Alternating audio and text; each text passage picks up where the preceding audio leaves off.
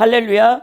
오늘 말씀 시편 116편 1절에서부터 19절 말씀, 하나님 은혜에 감사하라는 제목으로 여러분들과 함께 은혜를 나누고자 원합니다.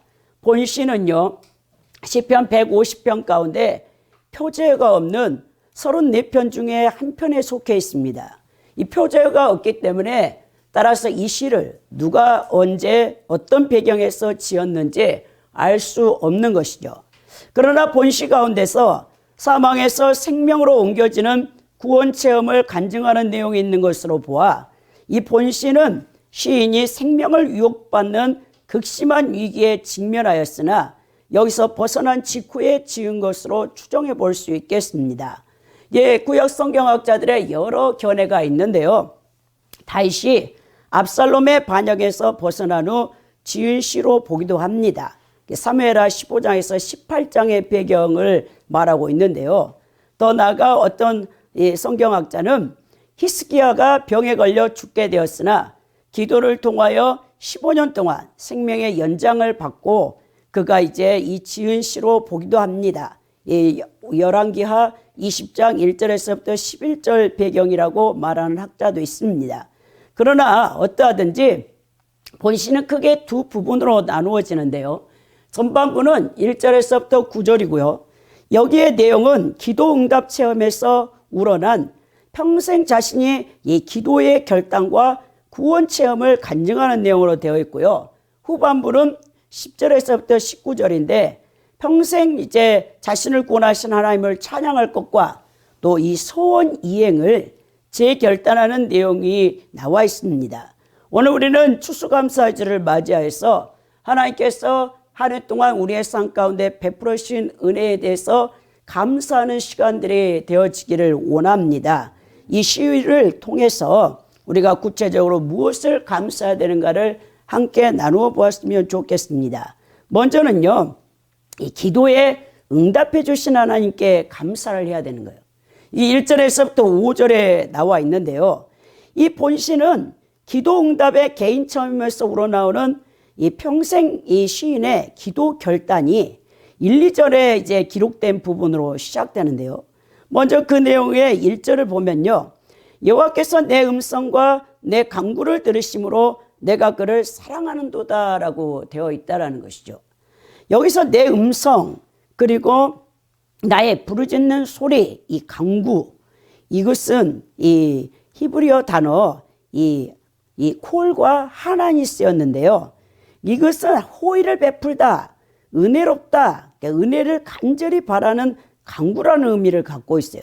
시인이 이러한 명사들을 사용하는 이 목적을 알게 되는데요. 이제 그가 적극적이고도 간절한 기도를 하나님 앞에 했다라는 거예요.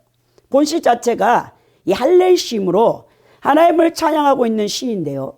이처럼 하나님을 향하여 찬양하고 경배하는 것은 바로 하나님을 사랑하는 마음에서부터 출발한다는 거예요. 우리 하나님께서 인간을 외모를 보지 않냐고 그 중심을 본다 하셨잖아요. 여러분들이 하나님을 사랑하는 마음이 있어야 여러분들의 예배가 경건해지고 여러분들의 삶이 경건해지고 또 여러분들이 찬양과 감사가 우러나오는 거예요. 하나님을 사랑하지 않기 때문에 여러분들에서는 사랑과 또 하나님 앞에 감사와 찬양보다는 원망하고 불평하는 일들이 더 많다는 것입니다. 그래서 하나님은요, 이 하나님의 그 사랑을 깨닫고 거기에 보답하여 응답함으로 우리 구원받는 백성이 하나님을 사랑하는 것을 삶으로 증명해 보여야 그것은 곧 하나님 말씀 계명에 순종하는 거 아닙니까?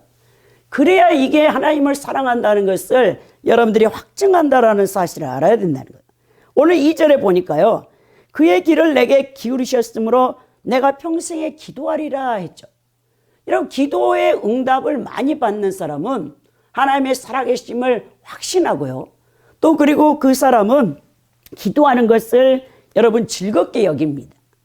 여기서 길을 기울였다. 내게 하나님이 길을 기울인다라는 이 뜻. 신체가 없잖아요. 하나님께서 인간처럼 이 손발, 이 눈, 입을 갖고 있는 분이 아닙니다. 이제 우리는 하나님은 순수한 영이세요. 근데 오늘 이 시인이 신인 동형 동서능적인 표현을 통해서 인간처럼 귀를 기울인다라고 하는 겁니다. 여러분, 하나님께서 내 기도에 귀를 기울이고 있다라는 사실이 얼마나 여러분 놀라운 사실 아닙니까? 그보다 더한 여러분 경이로움이 어디가 있겠습니까? 이 기울이다라는 히브리어 이 나타의 이 동사는요, 이 뻗다, 구부리다라는 이 뜻인데요. 이 인간의 기도를 자세하게 듣기 위해서 하나님이 귀를 시인의 입에다가 가까이 댄다라는 이 표현이에요. 엄청난 이 표현을 통해서 여러분의 기도의 그 중요성을 알게 되겠죠.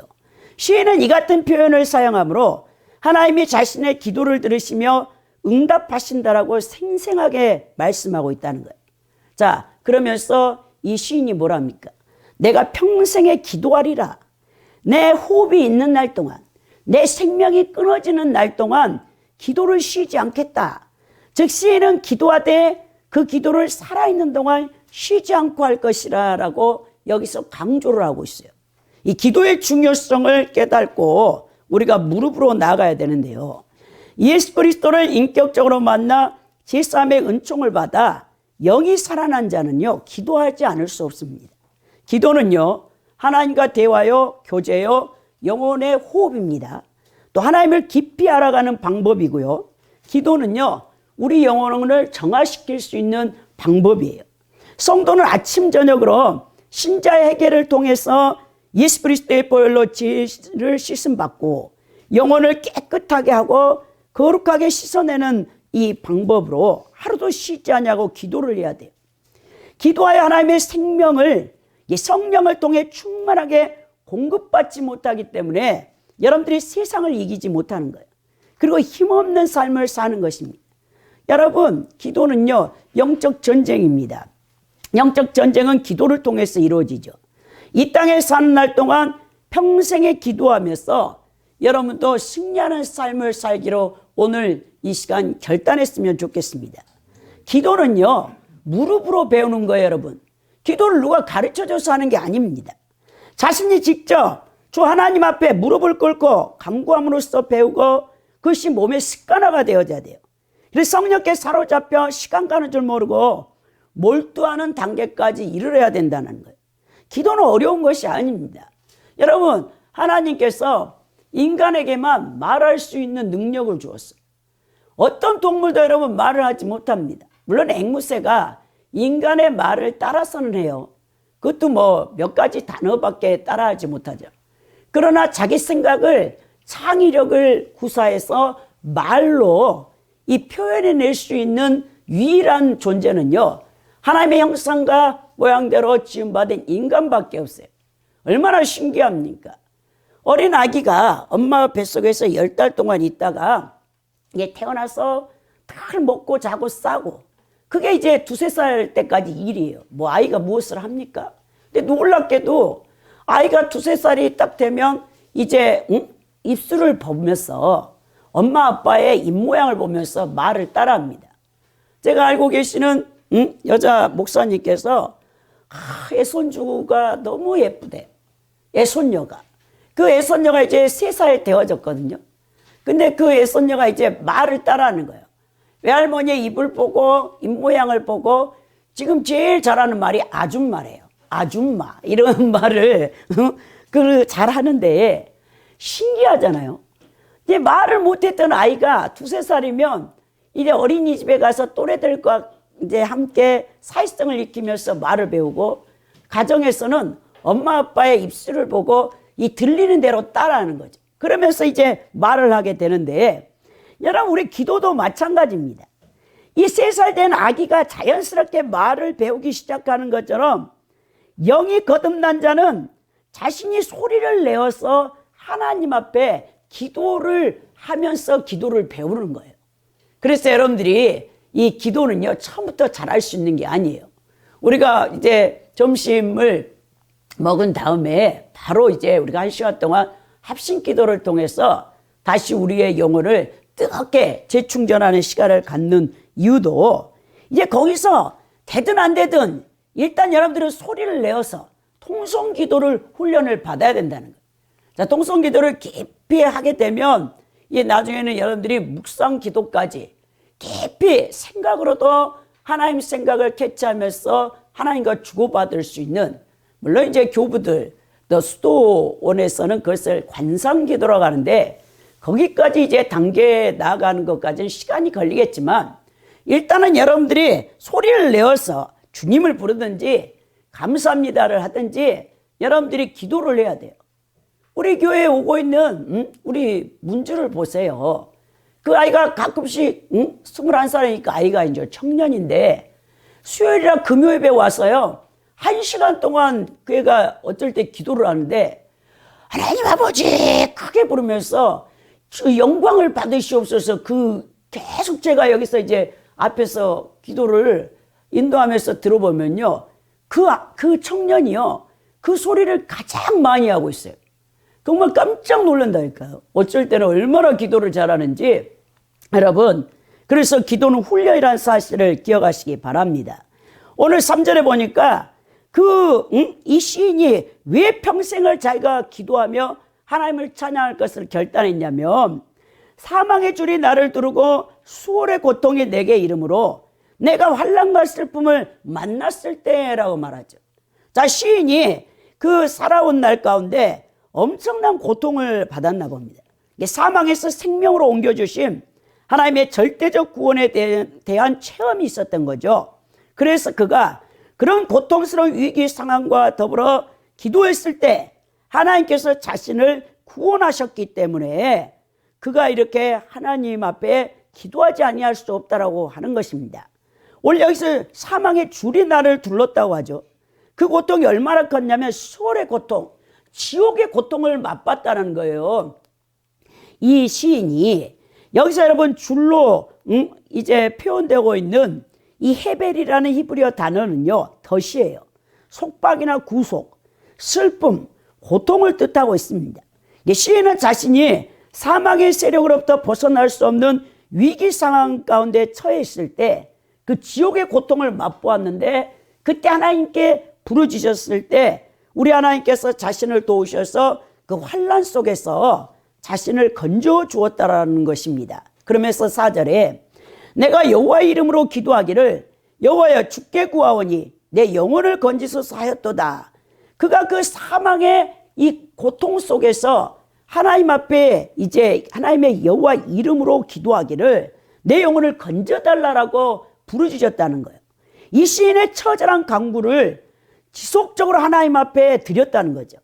여호와 앞에 그가 기도했다는 것을 우리가 알 수 있겠죠. 당시 시인은 자신의 영혼을 하나님밖에 건질 수 없다는 것을 알고 정말 절대절명으로 하나님을 붙잡은 것이죠.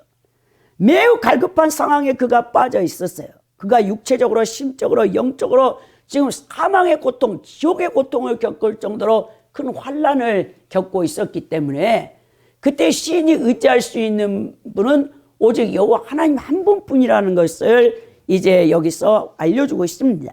그러면서 5절에 여호와는 은혜로우시며 의로우시며 우리 하나님은 긍휼이 많으시도다라고 말합니다.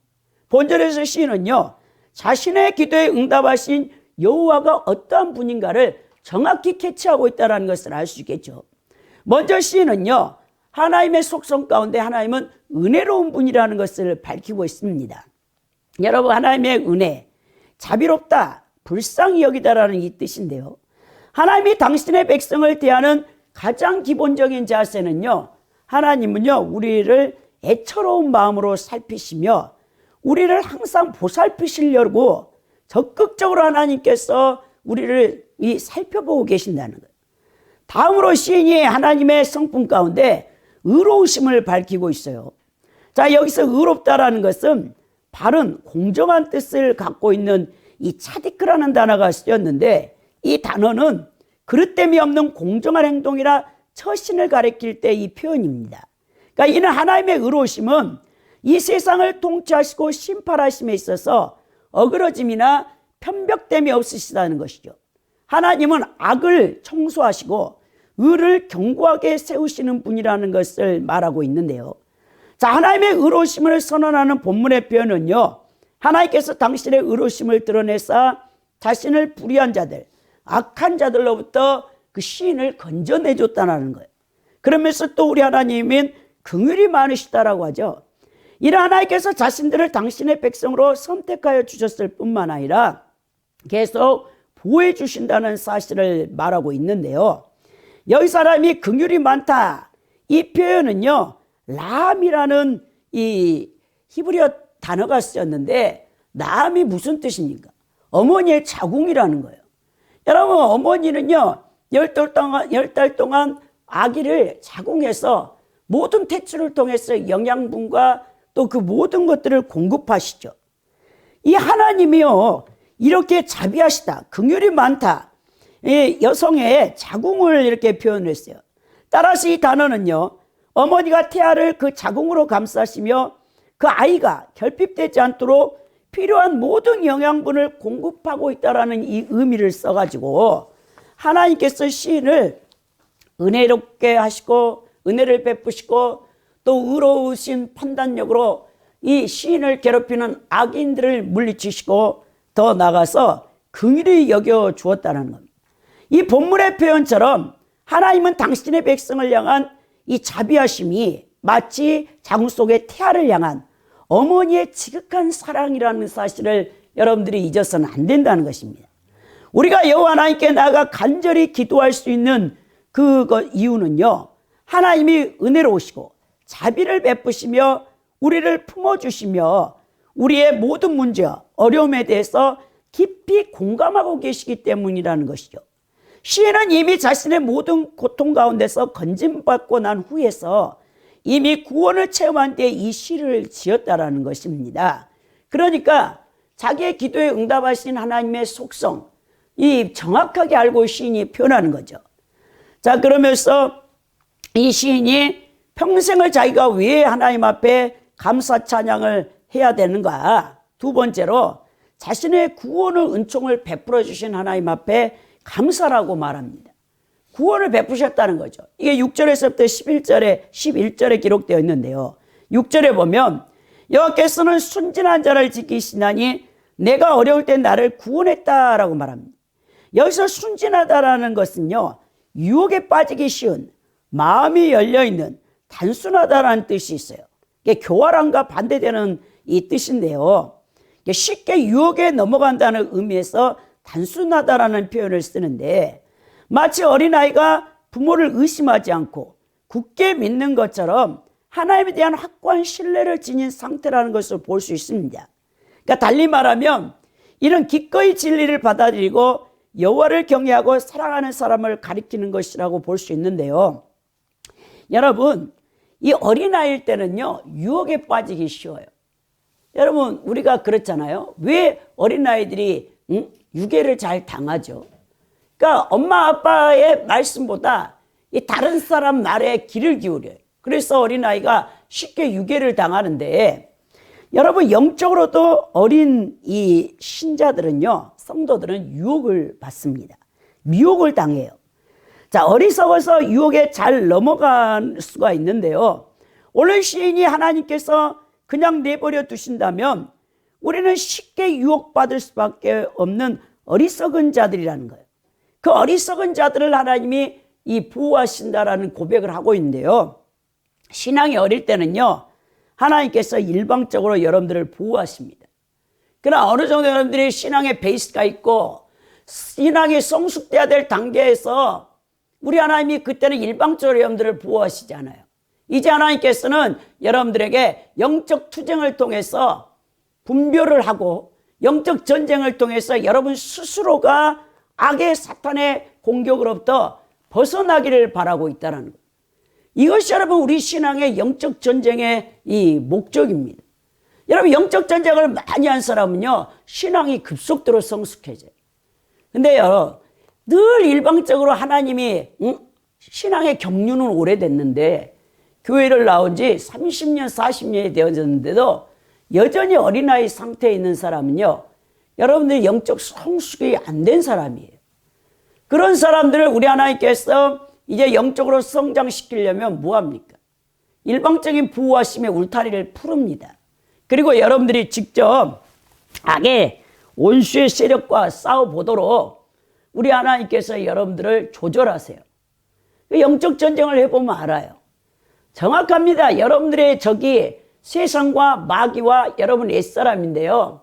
우리가 이 세 적과 이 땅에서 이제 영적 전쟁을 하고 있는 그리스도의 군사들이잖아요.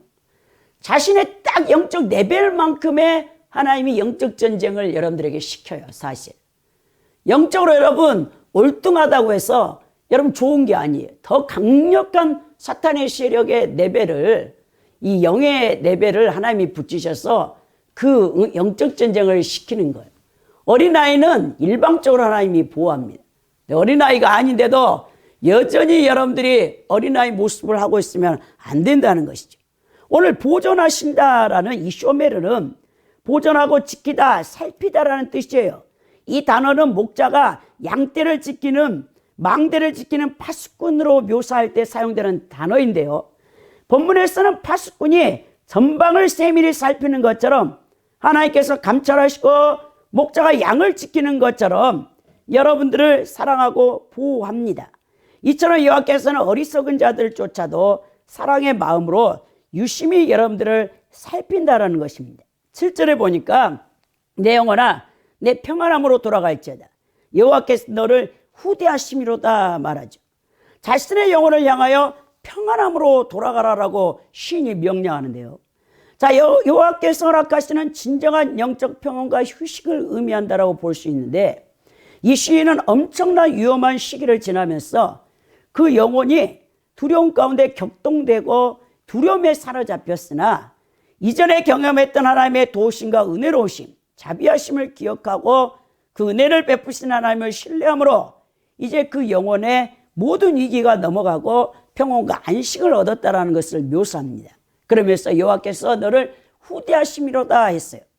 자, 시인의 영혼이 평안함으로 들어갈 수 있게 된 그 이유가 무엇이죠? 바로 하나님이 후대하셨다는 거예요. 후대하다는 이 단어는 까말인데 갚다, 보상하다, 선하게 대하다는 의미예요.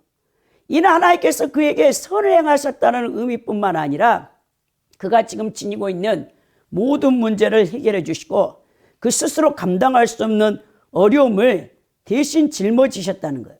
즉 시인은 자신 스스로 결코 평안함을 얻을 수 없었으나 하나님께서 그 모든 문제들을 해결하심으로 그 영혼이 평온함을 누리고 있다는 것을 지금 고백합니다.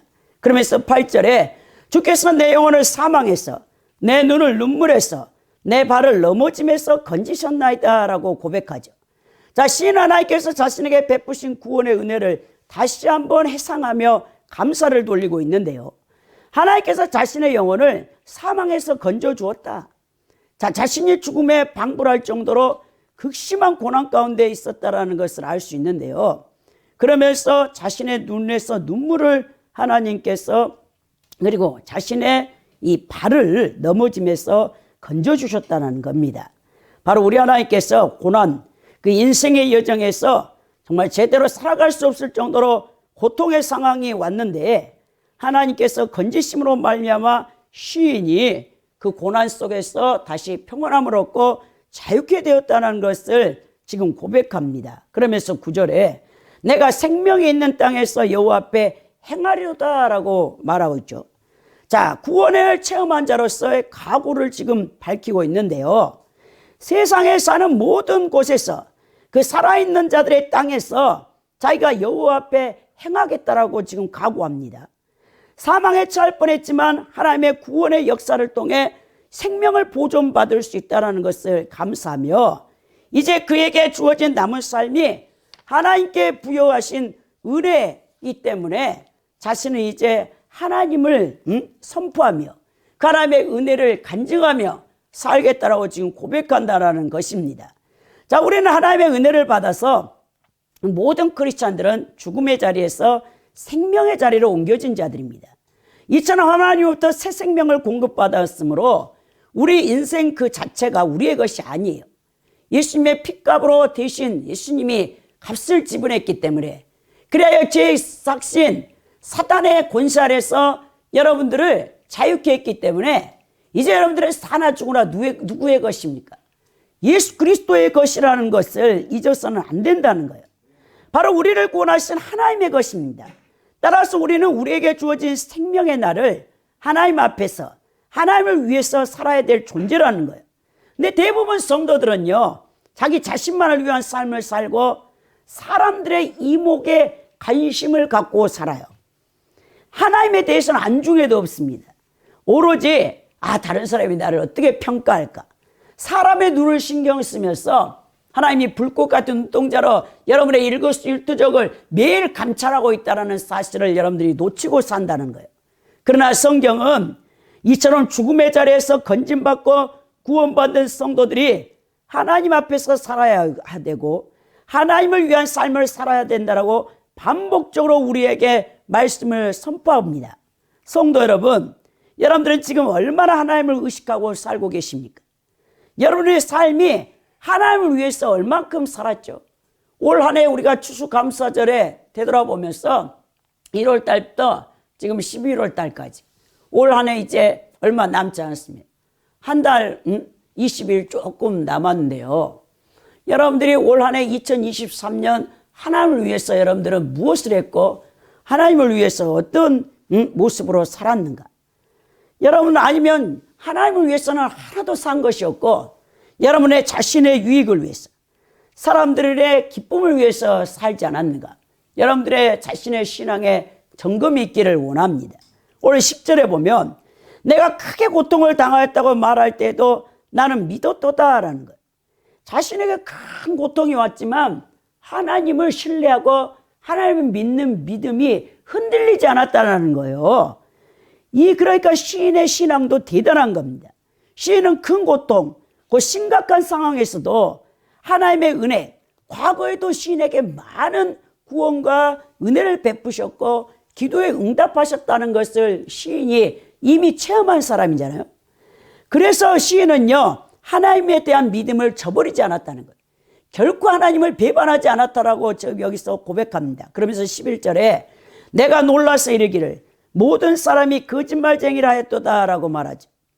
그 믿음을 지키려고 얼마나 이 영적 투쟁을 치열하게 했는가를 알 수 있다는 거예요.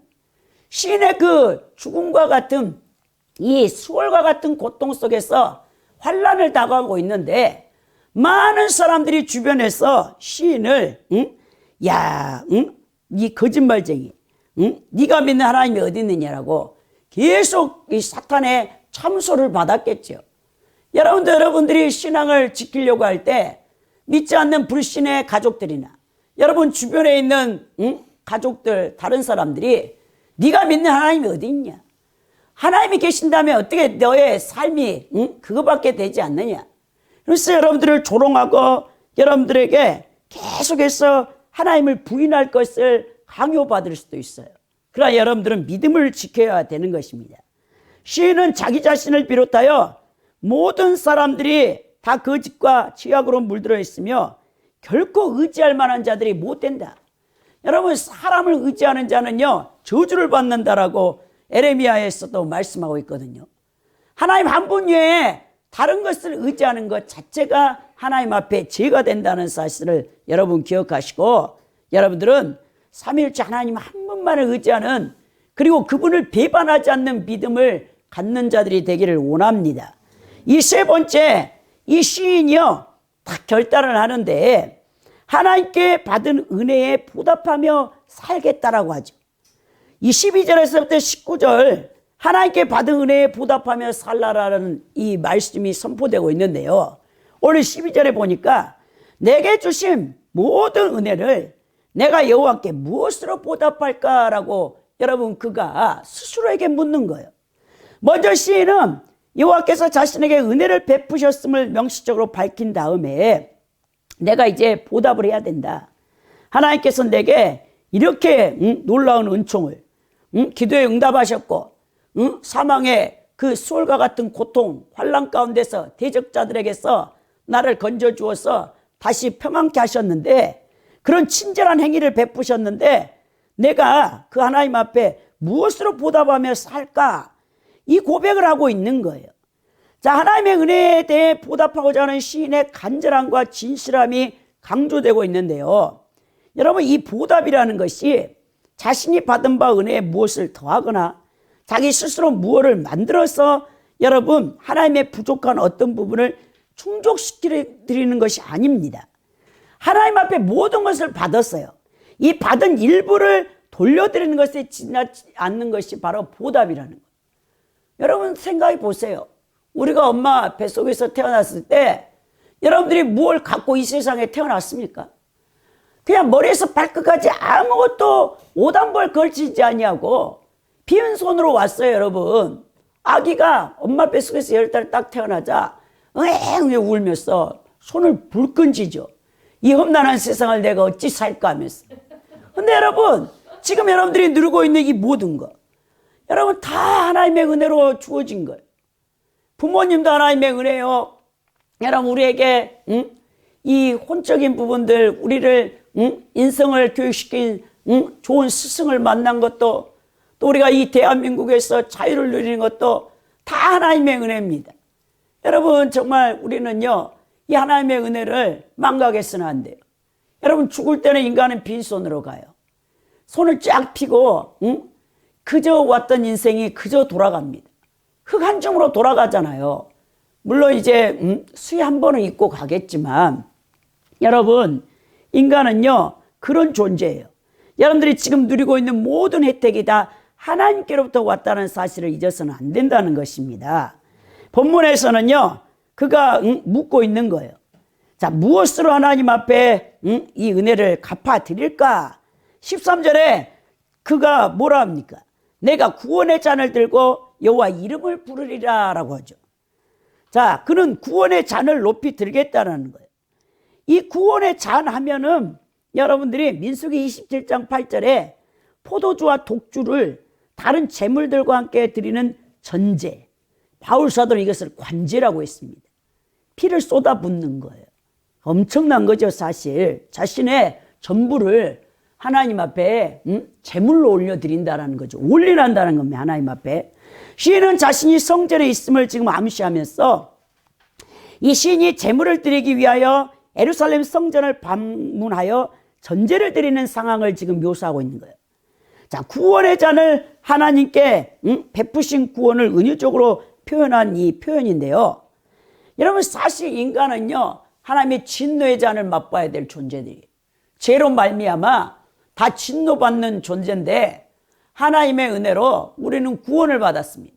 구원받은 자는 당연히 하나님의 그 구원의 은총에 감사하여 여러분들을 전제를 드릴 수 있는 자, 여러분의 그 모든 시간, 여러분들의 물질, 여러분들의 재능, 여러분들의 몸, 여러분들의 모든 것들을 올인해서 하나님 앞에 올려드리는 자들이 돼야 여러분 이것이 진짜 크리스찬이라는 사실을 깨달으시기 바랍니다. 또 여호와 이름을 부르겠다라고 말하죠. 하나님을 부르며 하나님께 기도하며 살겠다는 다짐을 표현하고 있는데요. 여호와 이름을 의지하고 그로 인해 도움과 구원을 받아 누리며 살겠다라는 것을 지금 그가 여러분 고백하고 있는 것입니다.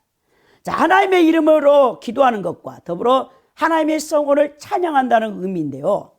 여호와 하나님으로부터 받은 큰 은혜에 대해서 지속적으로 찬송하며 살겠다라는 그의 다짐입니다. 그러면서 14절에 여호와의 모든 백성 앞에서 나는 나의 소원을 여호와께 갚으리로다.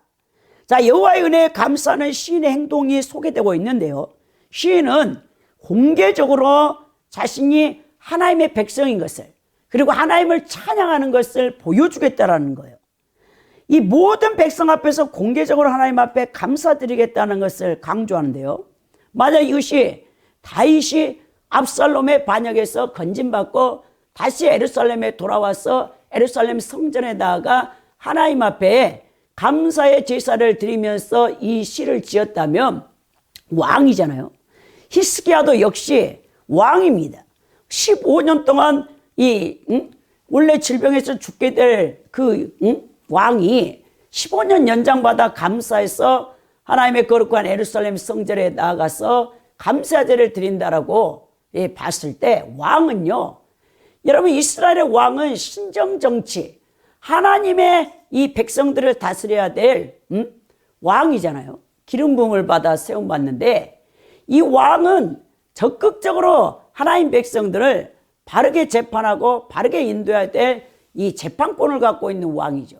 그러니까 이 하나님의 나라의 이 신정정치의 대리위임자로 쓰임받은 왕이기 때문에 반드시 이스라엘 백성들 앞에서 자신이 섬기는 하나님 앞에 공개적인 자신의 여러분 신앙 고백이 있어야 된다는 거예요.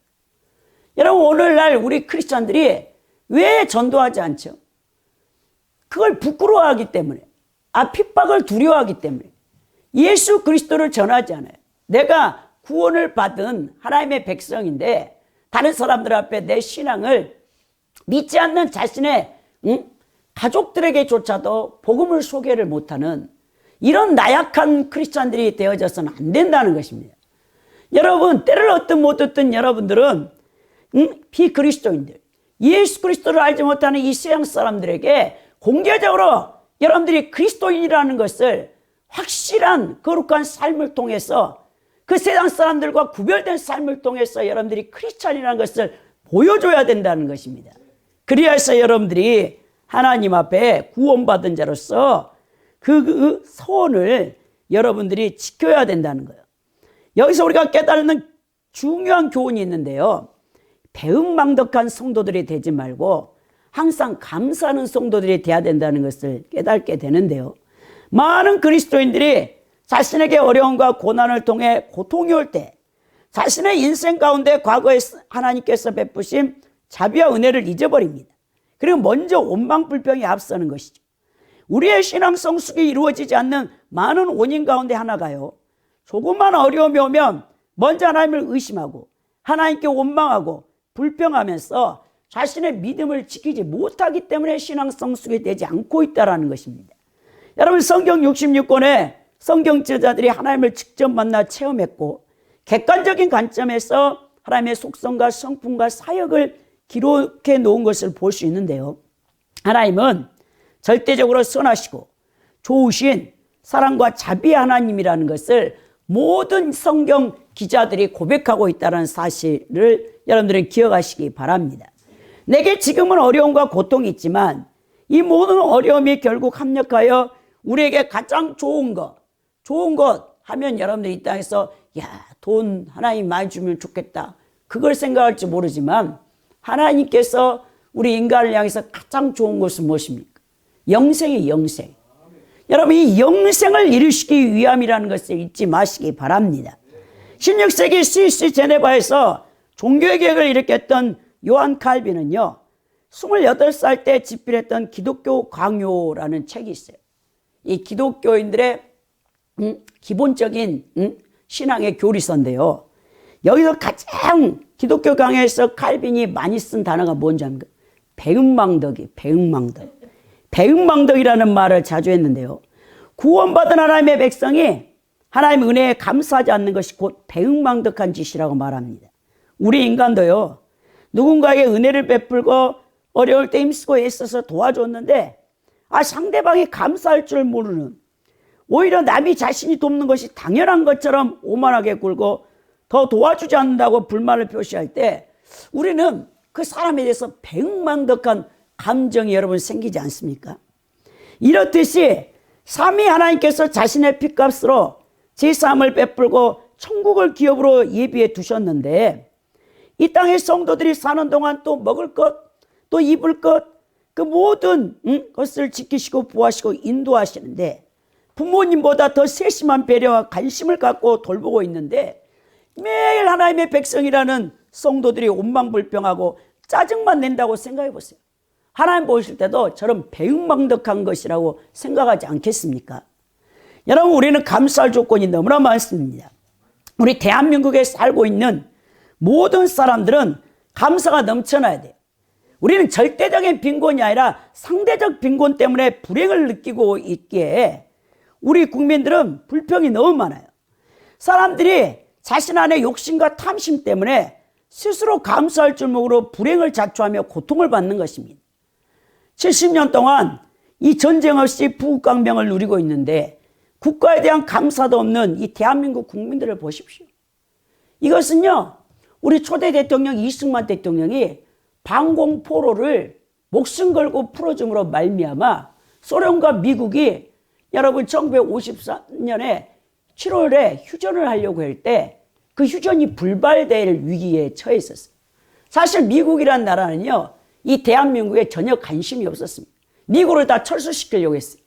그런데 이승만 대통령이 무국적자로 1907년에 고종 황제의 밀서를 가지고 왜 1883년에 조미수호 통상조약을 맺었을 때 미국이 어려움을 당할 때 우리 이 대한제국을 도와줘야 될 수호를 체결한 거예요.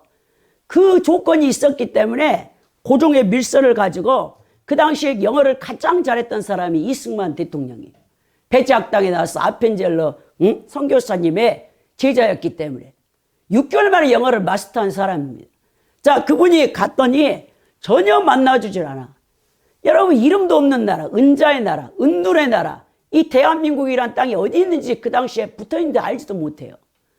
여러분, 외세에 그 당시에 미국, 영국, 여러분, 이 러시아, 이 일본, 막 대제국들의 이 한반도가 쌓여 있는데, 그래서 이 밀서를 전달하지 못했어요.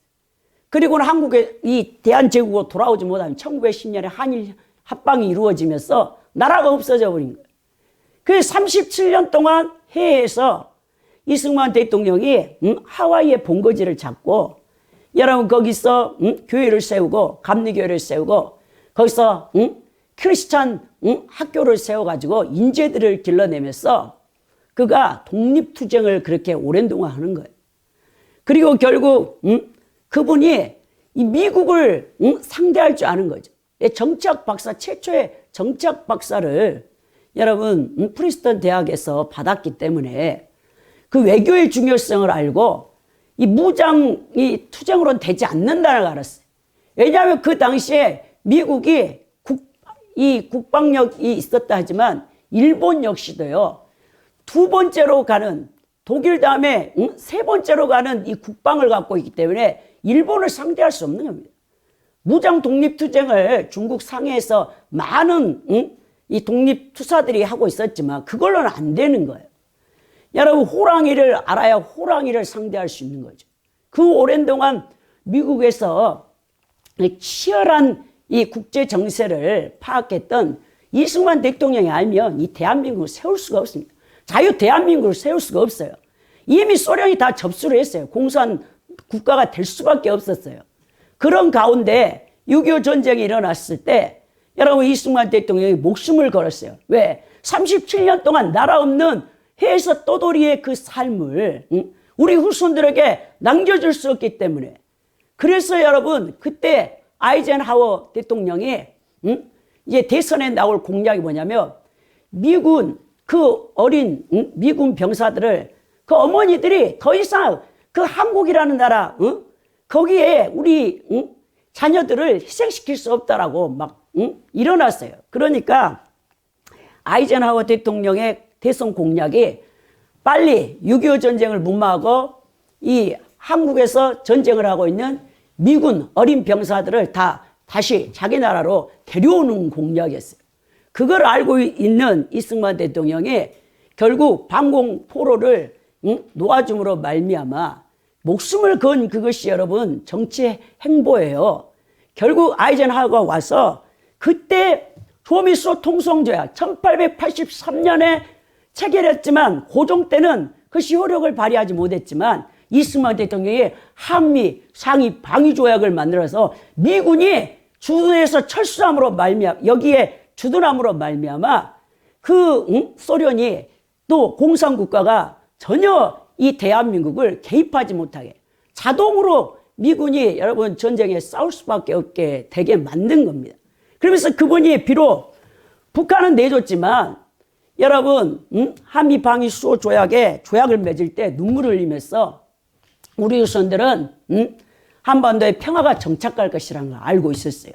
이분은요 얼마나 영권이 강했던지 6.25 전쟁 3년 내내 밤새 철야를 하고 부산에 제가 1월 달에 거기 이 기독교 탐방을 갔는데 초량교회라는 곳이 지금 이제 남한에서 가장 먼저 세워진 이 교회가 거기 있는데요. 이승만 대통령이 6.25 전쟁 때 피난왔을 때 거기서 이 국민들에게 설교하던 그게 가봤거든요. 초량교회. 거기 이승만 대통령이 거기에 걸려 있더라고요. 사진이. 정말 이승만 대통령이 아니면 이 대한민국 세워질 수가 없습니다. 근데 우리 국민들은 역사를 너무 몰라요. 제가 왜 오늘 이런 이야기를 하냐면, 여러분 이 땅에서 태평생대를 누리고 있는 이 대한민국 시민으로 살아간다는 것이 얼마나 감사한가 여러분들 알아야 된다니까요. 여러분 소말리아 출신 작가가 쓴 책 사막의 꽃이라는 책에서 수돗물만 틀면 뜨거운 물과 차가운 물이 동시에 나오는 왜 대한민국 사람들은 감사할 줄 모르냐고 말합니다. 여러분 소말리아나 아프리카 50개 나라들은요 물을 길러오게 하루 종일 걸어서 물 웅덩이를 찾아내야 하는 수고를 하는 거예요. 그것도 깨끗한 물이 아닙니다. 너무나 더러운 꾸정물을 여러분 몇십 킬로를 걸어서 물 한 동이를 길러오려고. 그 물에요 세균이 드글드글해요. 콜레라와 이질이 걸려서요 아프리카 어린 아이들이 어릴 때 그래서 다 죽는 거예요. 장염에 걸려가지고. 여러분들이 북한에서 태어났다고 생각해 보시죠. 북한에서 목숨을 걸고 그 조국을 버리고 대한민국에 넘어와 정착하고 살고 있는 3만 5천 명의 탈북인들의 간증을 들어보십시오. 북한은요 250개 전 세계 나라 가운데 인권이 꼴찌에 꼴찌. 인권이란 자체가 없습니다. 그들은 김일성 주체사상에 어릴 때부터 다 여러분 물들어 있어요. 사상의 영에 의해서. 우리가 북한에 태어났다면 우리는요 자유롭게요 살아갈 수도 없고 신앙생활도 할 수 없다는 것입니다. 우린 범사에 감사할 게 너무 많다는 거예요. 무엇보다도 여러분 부모님, 형제와 자매들, 자녀들에 대한 감사, 소중한 이웃들과 직장 동료들의 감사가 여러분들이 있어야 될 것입니다. 또 무엇보다도 하나님을 아버지라 부를 수 있는 구원받았다는 이 놀라운 특권을 가졌다는 것이 얼마나 감사한 일이 아니겠습니까? 오늘 15절에 보면 그의 경건한 자의 죽음은 여호와께서 보시기에 귀중한 것이다 라고 했어요. 자, 하나님의 관심은 성도의 죽음에 있대요. 성도의 죽음. 이 땅에서 살아있는 성도보다 성도가 죽을 때 하나님의 관심이 최고. 왜? 이제 하나님이 주시기로 한 영생을 얻고 천국을 들어가기 때문에. 정말 예수님을 일평생 잘 믿다가 임종 직전에 우리 여러분들이 딱 죽을 때 육체가 딱 분리되어서 나올 때 제가 여러분들한테 간증했잖아요. 제가 아시는 선교사님이 20대 중반에 무엇을 할까 고민하고 있을 때 세상에 나가서 너무 언어 스피치가 뛰어나니까 강사를 그때 하고 있었대요. 강남에. 그래서 이걸로 돈을 무지 많이 벌 것 같은데 일타 강사가 되면 근데 자꾸 하나님 마음에서 총신대학원을 가서 주의 종이 되라는 마음이 오는데 그게 싫은 거야. 그래가지고 이분이 어느 날 거실에 딱 있다가 갑자기 심장마비가 딱 와가지고 딱 쓰러졌어. 그때 자녀가 둘 있어서 그 2층 계단 위에 자녀들의 어린애가 5살, 7살짜리가 막 뛰어다니는데 그게 다 보여. 자기 몸에서 이 육체 이탈이 돼가지고 공중에서 자기가 이 심장마비로 소파에서 완전히 죽어 있는 거야. 그때 딱 생각나기로 주님 잘못했습니다. 한 번만 살려주시면 내가 주를 위해 살겠습니다. 그랬더니 그 육체 이탈돼서 영체가 이 공중에서 보고 있다가 하나님이 그 기도를 듣고 이 선교사님의 발끝으로 다시 싹 영체가 들어갔다는 거예요. 그리고 이분이 신학을 해서 지금 태국의 치안마이에 거기서 선교사로 수십 년을 헌신하고 있다는 거 아닙니까? 여러분 정말 죽을 때 이런 현상, 내 육체의 몸은 흙으로 돌아가 버리고 내 영체가 분리돼요. 그때 여러분들이 이제 천사들의 손에 받들려서 천국에 딱 입성되는데 그 문 앞에서 예수님과 천사들이 여러분들을 맞이한다면 얼마나 여러분 영광스럽겠습니까? 전 그걸 꿈꿔요, 여러분. 먼저 가신 우리 고 박순동 권사님과 우리 예수님이 잘하였도다 하고 저를 그 천국문에서 마주한다면 무엇을 더 바라겠습니까? 바랄 게 없는 거예요, 여러분.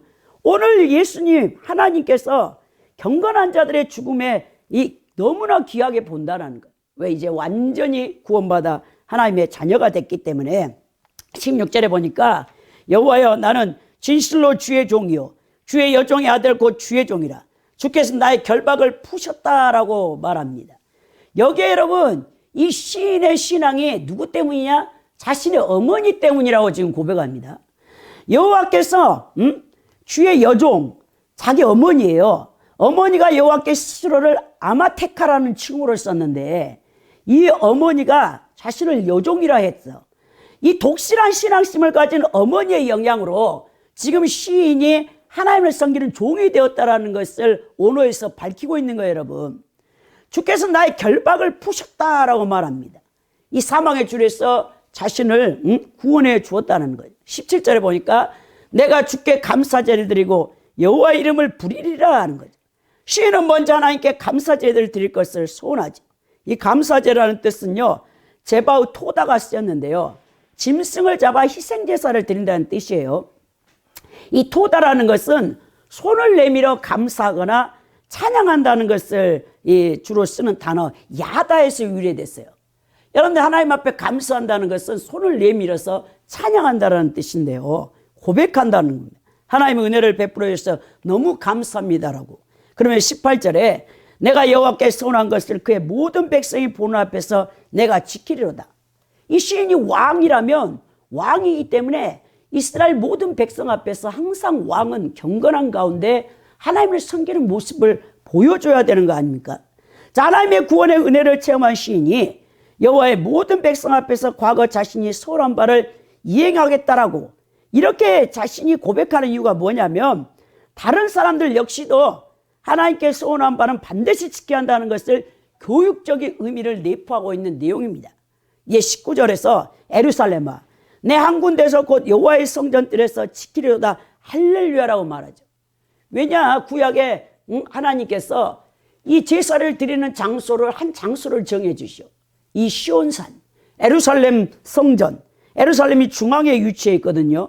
이 지리적으로 볼 때 성전 뜰 안에서라는 이 표현은 예루살렘 중앙에서라는 뜻입니다. 즉 하나님의 임재의 상징적인 초소인 성전은 하나님 백성들에게 있어서 실로 소중하게 여겨지는 장소라는 것이죠. 하나님의 택하신 이 거룩한 예루살렘 이 성전에 나가서 그가 소원하는 것을 갖겠다라고 지금 고백하는 것을 보게 된다는 것입니다. 사랑하는 성도 여러분, 우리가 이 세상에 겪는 숱한 고통과 고난의 수만큼 우리는 하나님의 능하신 손으로 인해 놀라운 구원을 경험한 사람들입니다. 하나님의 사랑을 확인했다면 여러분들은 이 고난에서 우리에게 아픈 기억이 많이 있겠죠, 사실. 그렇지만 기쁨과 감사의 기억도 여러분들은 분명히 있을 것입니다. 이는 우리가 하나님을 향하여 우리의 마음을 집중하면 집중할수록 그 지나온 세월을 생각해 보세요. 잠 안 올 때 여러분, 그때 너무 힘들었는데 하나님 나를 건져주셨지. 그때 하나님이 나의 물질의 필요를 채워주셨지. 나 아팠는데 엄청나게 고통스러웠는데 그 병을 치유해 주셨지. 그런 것들 다 여러분들이 과거에 신앙생활하면서 체험했던 그 경험들을 회상해 보면서 물론 아픔도 있고 어둠의 기억도 있지만 우리를 행하신 하나님의 그 놀라운 은혜를 발견하고 여러분들은 감사가 넘쳐야 된다는 거예요. 여러분들이 어떻게 감사가 넘칠 것이냐? 오늘 시인이 고백한 것처럼 감사제와 찬양으로 거룩한 삶으로 하나님께서 베푸신 은혜에 보답하며 살아야 된다는 것입니다. 큰 은혜를 받은 자들이 어찌 세상 사람들하고 동일하게 죄를 짓고 불의하며 하나님 보실 때 한탄하는 소리를 내게 하는 그런 삶을 살아서는 안 된다는 거예요. 여러분들 항상 거룩하게 구별된 그리스도인다운 삶을 살아서 우리 하나님이 여러분들을 통해 영화로움을 받을 수 있는 분들이 되기를 예수 그리스도 이름으로 축원드립니다.